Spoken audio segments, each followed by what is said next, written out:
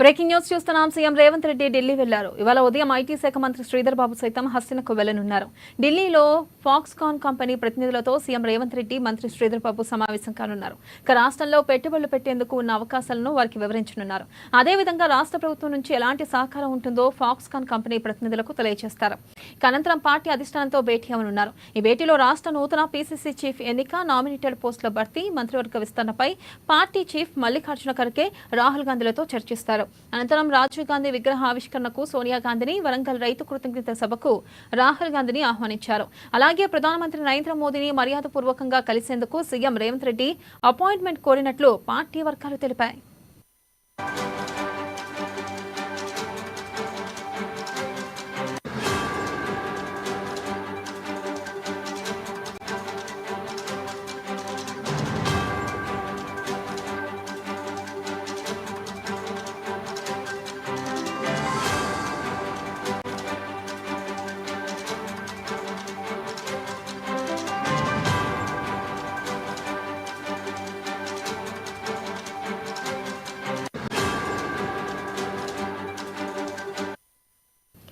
Breaking news చూస్తున్నాం. CM Revanth Reddy Delhi వెళ్లారు. ఇక ఇవాళ ఉదయం ఐటీ శాఖ మంత్రి శ్రీధర్ బాబు సైతం హస్తినకు వెళ్లనున్నారు. ఇక ఢిల్లీలో ఫాక్స్కాన్ కంపెనీ ప్రతినిధులతో సీఎం రేవంత్ రెడ్డి, మంత్రి శ్రీధర్ బాబు సమావేశం కానున్నారు. దీనిపై మరింత సమాచారాన్ని మా ప్రతినిధి రాంబాబు అందిస్తారు. రాంబాబు, ముఖ్యమంత్రి రేవంత్ రెడ్డి నిన్న రాత్రి 8:30 తర్వాత శంషాబాద్ ఎయిర్పోర్ట్ నుండి ఢిల్లీకి వెళ్లారు. ఈ రోజు ఇటు ముఖ్యమంత్రి బిజీ షెడ్యూల్ అయితే ఉన్నది. ఢిల్లీలో ప్రధానంగా ఇటు వివిధ విదేశీ పెట్టుబడిదారులతో సమావేశం అవుతూనే మరొక వైపు ఇటు అధిష్టానాన్ని కూడా కలిసేటువంటి ప్రయత్నం చేయబోతున్నారు. ఇప్పటికే ఇటు ఢిల్లీకి చేరుకున్నటువంటి ముఖ్యమంత్రి రేవంత్ రెడ్డి పెట్టుబడిదారులైనటువంటి ఫాక్స్కాన్ కంపెనీ, విధంగా యాపిల్ కంపెనీకి సంబంధించినటువంటి సీఈఓలతో కూడా భేటీ కాబోతున్నారు. ఫాక్స్కాన్ చైర్మన్ కమ్ సీఈఓ అయినటువంటి ఏఎన్ లీతో ముఖ్యమంత్రి రేవంత్ రెడ్డి 11 గంటల తర్వాత భేటీ కాబోతున్నారు. ఈ యొక్క సమావేశంలో ముఖ్యమంత్రితో పాటు ఐటీ పరిశ్రమల శాఖ మంత్రి శ్రీధర్ బాబు, ఐటీ శాఖ ముఖ్య కార్యదర్శి జయేష్ రంజన్, మిగతా అధికారులు కూడా పాల్గొనబోతున్నారు. ఈ యొక్క ఫాక్స్కాన్ కంపెనీతో భారీ ఒప్పందం తెలంగాణ ప్రభుత్వం చేసుకోబోతున్నది. ఈ నేపథ్యంలో ఇప్పటికే ఇటు ముఖ్యమంత్రి ప్రమాణ స్వీకారం చేసిన తర్వాత తొలినాడులోనే ఇటు దావోస్ పర్యటనకు వెళ్ళినటువంటి ముఖ్యమంత్రి రేవంత్ రెడ్డి అక్కడ 40,000కు పైగా కోట్ల రూపాయలతో పెట్టుబడి తీసుకోవడం జరిగింది. మరొక వైపు ఆగస్టు 3న వెళ్ళినటువంటి ముఖ్యమంత్రి రేవంత్ రెడ్డి అమెరికా పర్యటనలో ఇటు కొరియా పర్యటన ద్వారా 36,000 కోట్ల రూపాయల పెట్టుబడులను కూడా సేకరించడం జరిగింది.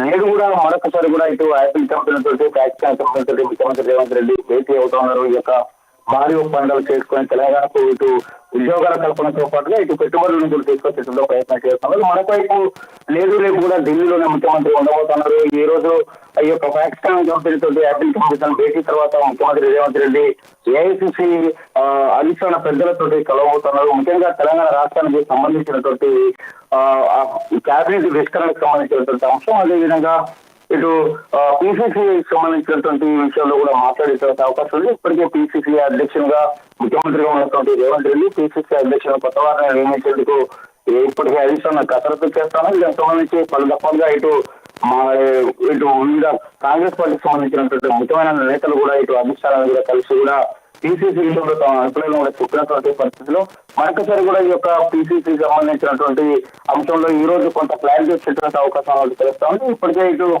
ఎస్టీ కేంద్ర మాజీ మంత్రి బలరాం నాయక్ పేరు ప్రధానంగా వినపడుతూ ఉంది. అదేవిధంగా బీసీలకు ఇస్తే మహేష్ కుమార్ గౌడ్ పేరు కూడా ప్రధానంగా వినపడుతున్న నేపథ్యంలో దర్గాపుగా ఇటు ఎస్టీ చూస్తే బలరాం నాయక్ పేరును ఖరారు చేసేటువంటి ఏకం ఉన్నట్టు కూడా తెలుస్తా ఉంది. అది కూడా ముఖ్యమంత్రి రేవంత్ రెడ్డికి ప్రధాన ఆశ్రయంలో ఉన్నటువంటి బలరాం నాయక్ ఇటు బీసీనా కానీ మహేష్ కుమార్ గౌడ్ ఈ యొక్క పదవి దక్కేటువంటి అవకాశం ఉన్నది. రెండు పదవులు కూడా తన దగ్గరే ఉద్దేశించి కూడా ముఖ్యమంత్రి గతంలో అధిష్టానం తెలుపుతున్న నేపథ్యంలో ఈ రోజు దానికి సంబంధించి కూడా కేంద్ర పెద్దలను కలిసేటువంటి అవకాశం ఉంది. మరొక వైపు నామినేటెడ్ పదవులు కూడా ఇంకా కొన్ని ఇవ్వాల్సినటువంటి అవసరం ఉంది. కాబట్టి ఈ యొక్క నామినేటెడ్ పదవులకు సంబంధించిన భర్తీకి సంబంధించినటువంటి విషయంలో కూడా పార్టీకి లయాలిటీగా పనిచేసినటువంటి వాళ్ళని గుర్తించి ఇవ్వాలని చెప్పేసి రాష్ట్రంలో ఇటు పిసిసి భావిస్తున్నది. అదే విషయాన్ని కూడా కేంద్ర పెద్దలతో డిస్కషన్ చేసి దీనిపైన ఒక నిర్ణయం తీసుకున్నటువంటి అవకాశం. మొత్తానికైతే 6 ఖాళీలైనటువంటి ఏదైతే ఇటు కేబినెట్ విస్తరణకు సంబంధించి 6 ఖాళీలు ఈ ఖాళీలను కూడా భర్తీ చేయాలని చెప్పేసి రాష్ట్ర ప్రభుత్వం భావిస్తున్నది. ప్రధానమైనటువంటి విద్యాశాఖ, హోంశాఖ లాంటివి, ఇటు సాంఘిక సంక్షేమ శాఖ, సంబంధించినటువంటి గిరిజన సంక్షేమ శాఖ ఇవన్నీ కూడా ఖాళీలు ఉన్నాయి కాబట్టి ఖాళీలను భర్తీ చేయాలని చెప్పి రాష్ట్ర ప్రభుత్వం భావిస్తున్నది. దీనికి సంబంధించి మధ్యవర్గంలో ఎవరికి చోటు కల్పించాలనే దానిపైన ఇప్పటికే పిసిసికే అధిష్టానం కూడా ఒక నిర్ణయాన్ని వదిలేసినా గానీ ఇటు ఏఐసిసి పెద్దల సూచనకు మాత్రం డిస్కషన్ చేసిన తర్వాత నిర్ణయాన్ని తీసుకున్నటువంటి ఎవరికి కూడా ఇబ్బంది కాకుండా పార్టీ పెద్దలతో ఇటు డిప్యూటీ సీఎం కానీ లేకపోతే మిగతా మంత్రులు కానీ వీళ్ళందరికీ కూడా ఎక్కడ కూడా ఎలాంటి ఇబ్బంది రాకుండా ఉండే విధంగా అందరూ అమలుమైనటువంటి పేర్లని పరిశీలించి ఒక కేబినెట్ విస్తరణ కూడా తీసుకునేటువంటి అవకాశం ఉంది. మొత్తానికైతే ఈ రోజు రేపు ముఖ్యమంత్రి ఢిల్లీలో బిజీగా గడపబోతా ఉన్నారు. Right, thank you Rambabu.